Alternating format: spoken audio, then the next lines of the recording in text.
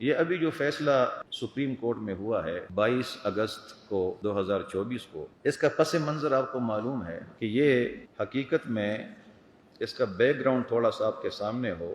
مبارک ثانی جو کیس تھا جس پہ ابھی فیصلہ آیا کہ یہ 7 مارچ 2019 کو ایک کالج تھا خواتین کا، نصرت جہان کالج فار ویمن، اس کے گراؤنڈ میں مدرسۃ الحفظ اور عائشہ اکیڈمی ان کے طالبات کی ایک سالانہ تقریب منعقد ہوئی، جس طرح دستار بندی ہوتی ہے سالانہ فنکشن۔ اس تقریب میں مبارک ثانی نے تفسیر صغیر اس کے نسخے تقسیم کیے لوگوں، اور کچھ اور کتابیں تقسیم کی جو ممنوعہ کتابیں تھیں۔ اس کے بعد مقدمہ چلا، اور یہ جو تفسیر صغیر ہے اس میں تحریف ہوئی ہے، محرف ہے، اس میں افتراء علی اللہ، اللہ کے اوپر جھوٹ باندھا گیا ہے، اور اس تفسیر میں ختم نبوت سے انکار ہے، اور اس تفسیر میں غلام احمد قادیانی کے نبوت کا اثبات ہے۔ یہ خلاصہ ہے اس کا۔ اگر آپ مثال لینا چاہے تو بطور مثال یہ جو سورہ بقرہ کا بالکل ابتدائی حصہ ہے جس میں متقین کی صفات بیان ہوئی ہے کہ وہ بالآخرۃ ہم یوقنون، متقین وہ ہیں جو آخرت پر یقین رکھتے ہیں، تو اس تفسیر صغیر میں اس کا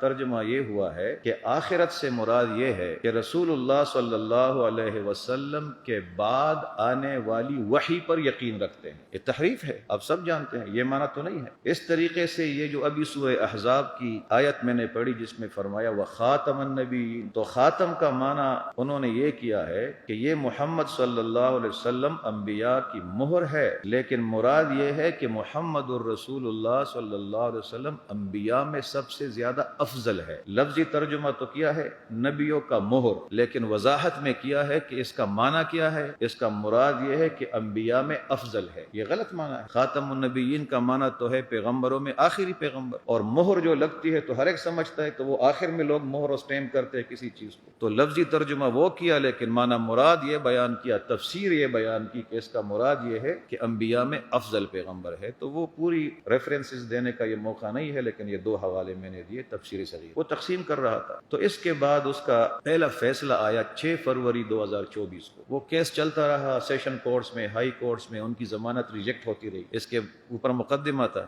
کہ اس نے غلط کام کیا ہے۔ تو 6 فروری 2024 کو سپریم کورٹ کے محترم چیف جسٹس صاحب نے فیصلہ دیا، اور ان کی ضمانت بھی ایکسیپٹ ہو گئی، ان کو ریلیز بھی کر دیا، اور کہا کہ جی جو جرم اس نے کیا ہے اس جرم کی زیادہ سے زیادہ سزا 6 مہینے بنتی ہے، اور اس نے 13 مہینے سزا کاٹ لی ہے تو اس کو چھوڑنا چاہیے۔ اس پر تحفظات تھے علماء کے۔ تو 24 جولائی کو دوسرا فیصلہ آیا۔ اس دوسرے فیصلے میں بھی وہ تحفظات برقرار رہے، اور وہ تحفظات یہ تھے کہ اس فیصلے کے ذریعے عدالت نے ان کو اپنے پرائیویسی میں اور اپنی نجی مجالس میں ان اعمال کی اجازت دی تھی جو قانوناً اور شرعاً بند ہے اور ممنوع ہے۔ مثلا تفسیر صغیر تقسیم کریں گے آپ اپنی پرائیویسی میں تو کیسے جائز ہے؟ یہ تو تحریف ہے، توہین قرآن ہے۔ یا امتناع قادیانیت آرڈیننس جو 1984 میں آیا تھا، اس میں وہ سارے کام لکھے ہوئے ہیں کہ مسلمانوں کے اصطلاحات استعمال نہیں کر سکتے، شعائر استعمال نہیں کر سکتے۔ تو اس فیصلے سے واضح طور پر یہ راستہ نکل رہا تھا، بلکہ دیا گیا تھا، لیکن ہم کسی کی نیت پر شک نہیں کرتے، وہ ڈیلیبریٹلی تھا۔ اس نے تو ابھی میں حاضر ہوا تھا، جج صاحب نے کہا کہ ہم انسان ہیں، ہم سے غلطی ہو سکتی ہے، اور یہ بڑا پن ہے، میں سمجھتا ہوں کہ اس نے کہا ہم سے غلطی بھی ہو سکتی ہے، لیکن وہ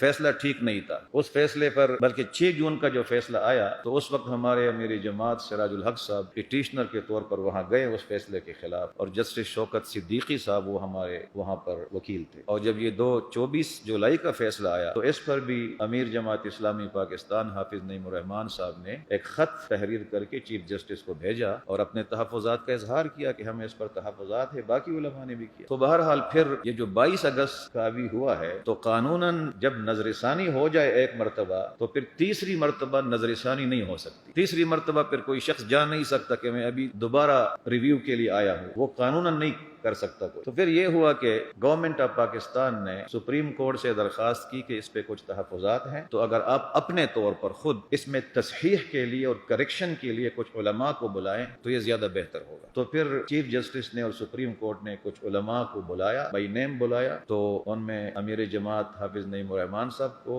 نوٹس آیا، بلایا اس لیے کہ ان کا خط بھی تھا اور ایک دینی جماعت کے سربراہ ہے۔ باقی جو جماعتوں کے سربراہ ہے وہ نام آپ کو معلوم ہے، سب کو بلایا، اور کچھ ایسے تھے جن کو سربراہ تو نہیں تھے لیکن ان کو بھی بلایا، جس طرح مولانا جسٹس تقی عثمانی صاحب، میرا نام بھی تھا اس میں، دارالعلوم تفہیم القرآن مردان میرے سامنے لکھا ہوا تھا، تو 22 اگست کو کورٹ میں بلایا۔ اس کورٹ میں صحیح بات یہ ہے کہ بڑے تحمل سے چیف جسٹس صاحب نے سنا سب کو۔ 11:30 بجے سماعت شروع ہوئی تھی اور تقریباً وہ کوئی مغرب کے قریب تک معاملہ چلا۔ تو اس میں پھر جب مجھے انہوں نے موقع دیا تو سب نے تقریباً یہ بات کی، تو میں نے ایک عرض تو یہ کیا کہ میں شروع میں کچھ چیزوں کو اپریشیٹ کرنا چاہتا ہوں، تحسین کرنا چاہتا ہوں جو قابل تحسین ہے یقیناً۔ ایک یہ ہے، آپ جب مقدمات کے فیصلے سناتے ہیں تو اس میں آیات کا حوالہ دیتے ہیں اور یہ بڑی اچھی بات ہے، صرف حدود و قصاص وغیرہ نہیں، جو بھی مقدمات ہے اس میں آپ ریفرنس دیتے ہیں آیات اور احادیث کا، تو ہم اس کو اپریشیٹ کرتے ہیں، ٹھیک ہے، لیکن ساتھ میں نے یہ عرض کیا کہ وہ سیاق و سباق کے مطابق ہونا چاہیے، اس کا مفہوم صحیح ہونا چاہیے، اس لیے کہ ایک فیصلے میں تھوڑی سی غلطی ہوئی تھی، آیت کو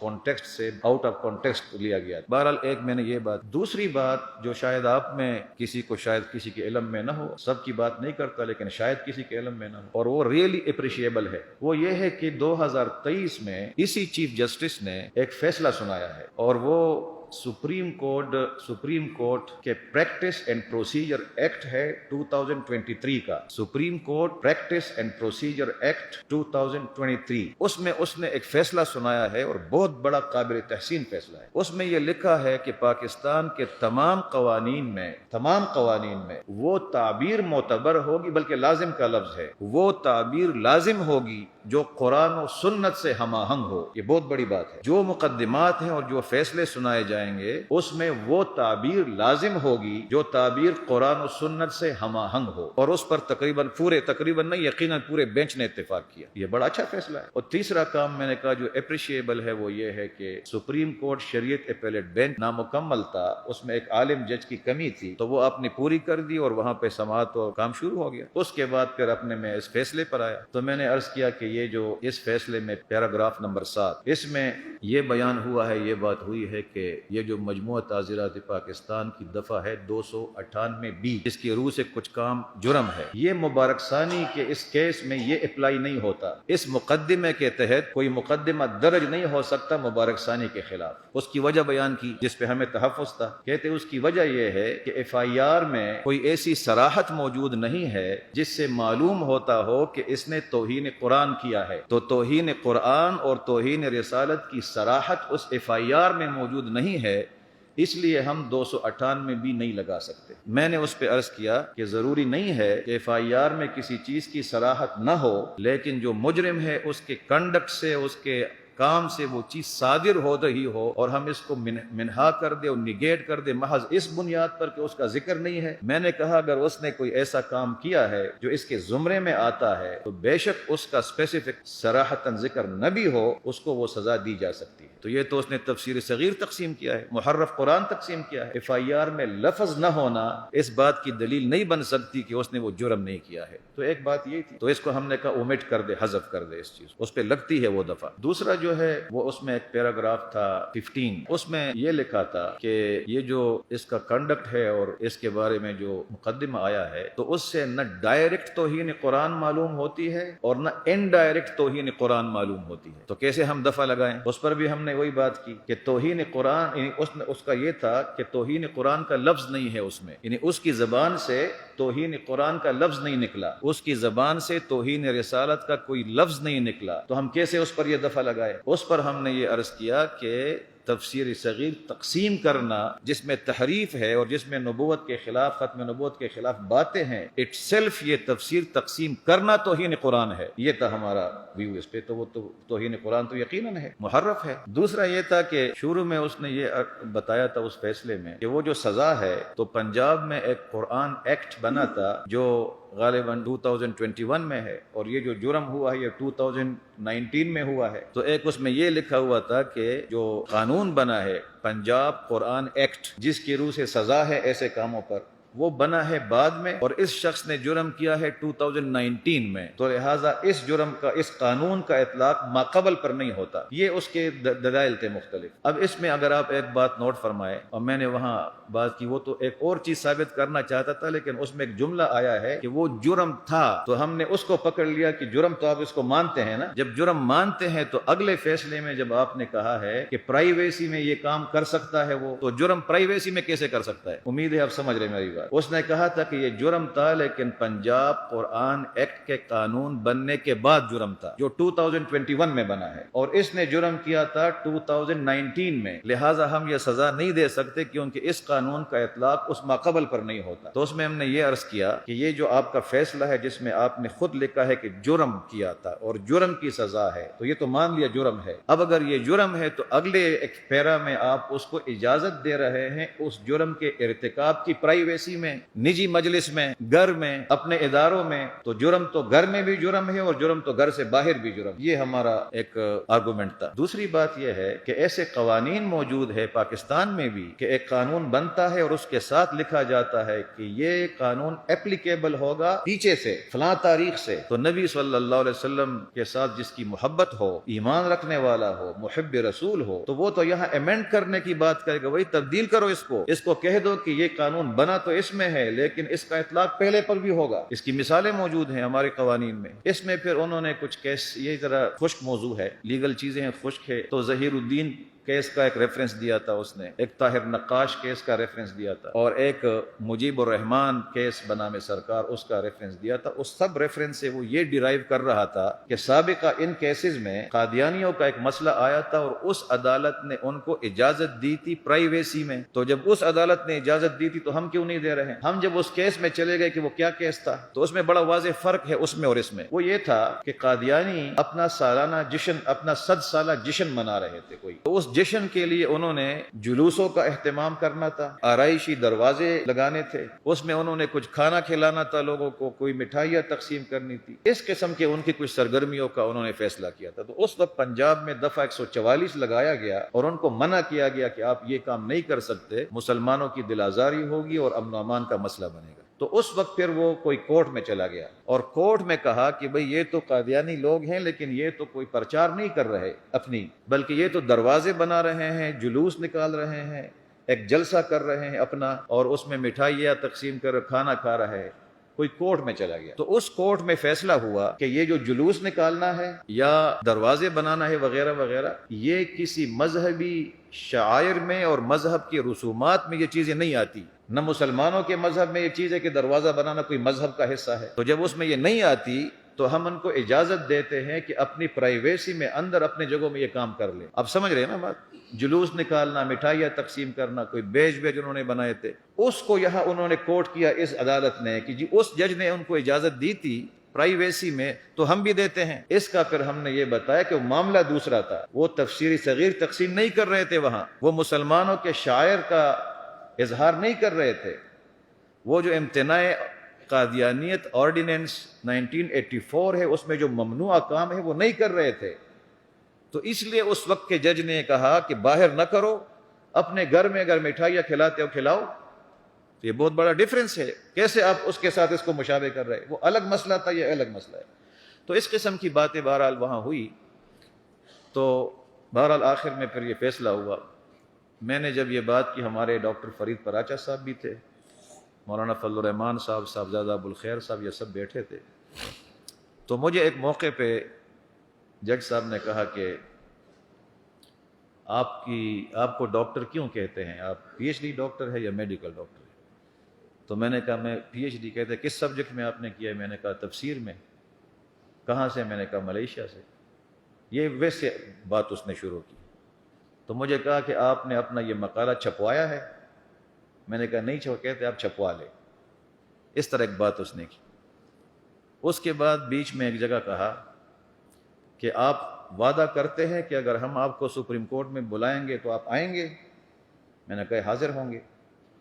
ان دو باتوں سے تھوڑی سی ہمت ہوئی ہمیں، وہ بڑا روب بھی ہوتا ہے سپریم کورٹ کا، تو ایک دو باتیں میں نے مزید کر دی جس سے اس نے روکا تھا سابقہ ایک بیان کرنے والے کو کہ ریپیٹیشن نہ کرے، روکا تھا اس نے، وہ 6 جولائی کا ریفرنس نہ دے۔ لیکن مجھے تھوڑی ہمت ہوئی تو میں نے کہا جی آپ نے ہمیں روکا تو ہے، لیکن میں ویسے عرض کر رہا ہوں آپ کے سامنے کہ وہ جو مبارک ثانی کو آپ لوگوں نے چھوڑ دیا اور یہ کہا کہ اس کی سزا پوری ہو گئی ہے، تو ذرا یہ پتہ کرنا چاہیے کہ وہ جرم وہ اس وقت بھی کر رہا ہے یا وہ نہیں کر رہا۔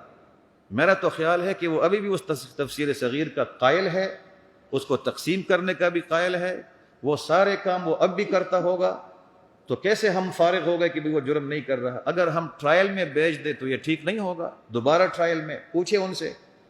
اس پر انہوں نے ایک جملہ کہا کہ اس کو ٹرائل میں بھیجیں گے، تو یہ بڑا اچھا ہوا۔ اب دوبارہ ٹرائل میں بھیجیں گے تو ان سے پوچھیں گے کہ بھائی مانتے ہو کہ نہیں مانتے، اگر نہیں مانتے تو اس کی سزا تو موجود ہے۔ اور آخری ایک اور بات میں نے کی آخری سے پہلے، میں نے کہا یہ جو قادیانی ہے یہ تو آئین کو نہیں مانتے، تو جو لوگ آئین کو نہیں مانتے ان کی سزا تو معزز عدالت کو معلوم ہے، یہ جملہ میں نے کہا۔ اس پر چیف جسٹس صاحب نے فرمایا کہ آپ لوگوں میں سے کوئی آ کر عدالت میں کہے کہ فلاں شخص آئین کو نہیں مانتا تو ہم ٹیک اپ کر لیں گے۔ اس پر میں نے کہا جی آپ خود بھی نوٹس لے سکتے اگر کوئی آئین کی وائلیشن کرتا ہے۔ اور آخری بات میں نے یہ کی، میں نے کہا کہ میں کبھی سوچتا ہوں لیکن میرا لیگل بیک گراؤنڈ نہیں ہے، آپ رہنمائی فرمائے۔ وہ یہ ہے کہ پاکستان میں قرآن و سنت کے خلاف قانون نہیں بن سکتا۔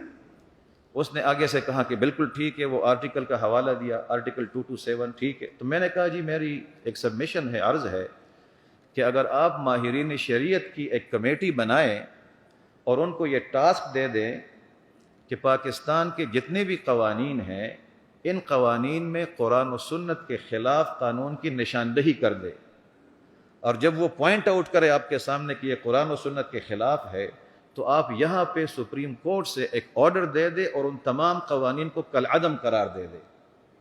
تو اس میں نے ایک جملہ کہا کہ اللہ تعالیٰ یہ بہت بڑا کام آپ سے لے لے گا اگر آپ ان کو کالعدم قرار دے دیں۔ تو اس پر چیف صاحب نے فرمایا کہ یہ کام وفاقی شرعی عدالت کا ہے، یہ ہمارا کام نہیں ہے۔ تو اس پہ تو لوگ پھر الجھتے نہیں ہیں، ظاہر ہے۔ اس پہ بھی میں نے کہا کہ آپ نوٹس لے سکتے۔ تو یہ کچھ گفتگو ہوئی، اور پھر یہ بھی میں بتاؤں آپ کو، کچھ صحافی حضرات ہیں جو اس کو مس انٹرپریٹ کرتے ہیں۔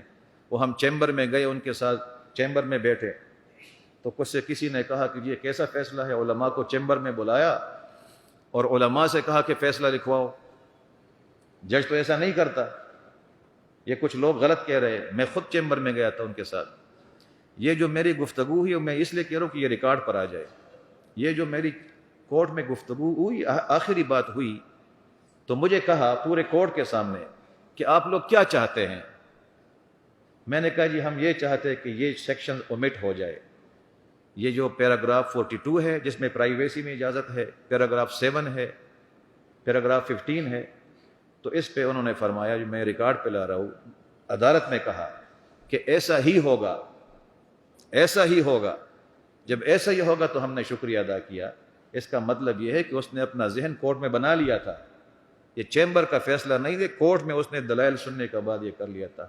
میں بس ایک آخری، بہت تھوڑا ٹائم لگے گا، میں نے جتنا دیکھا اس پورے مسئلے کو، اس فیصلے سے اللہ تعالیٰ نے قادیانیت کے اس پورے فتنے کے سامنے ایک اور بند باندھ لیا، اور وہ یہ ہے کہ اس میں ہم نے یہ لکھوایا اور اس نے لکھا شارٹ آرڈر میں، تفصیلی فیصلہ بھی آئے گا، کہ آئندہ کے لیے یہ جو کیسز ہیں جو میں نے بتایا ظہیر الدین اور فلانا، کوئی بھی قادیانیت کے مسئلے میں ان کیسز کا ریفرنس بھی نہیں دے گا، کوئی نظیر کے طور پر بھی پیش نہیں کرے گا۔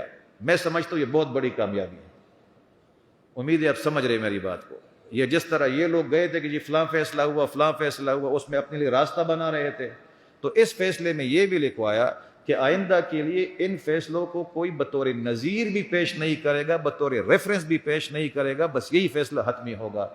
اللہ تبارک و تعالیٰ نے بڑی مدد فرمائی، اور میں یہ عرض کروں کہ کوئی ایک آدمی اس کا کریڈٹ نہ لے، یہ تمام علماء کرام تھے، مختلف مکاتب فکر کے، اکٹھے ہو کر بیک آواز انہوں نے یہ بات کی ہے، تو یہ کسی ایک جماعت کا کریڈٹ نہیں ہے، اگر کوئی لیتا ہے تو غلط کرے گا۔ یہ سب کا ایک متفقہ کام تھا، اور اس کے پیچھے مسلمانوں کی دعائیں تھی۔ اس پر ہم اللہ تعالیٰ کا شکر ادا کرتے ہیں۔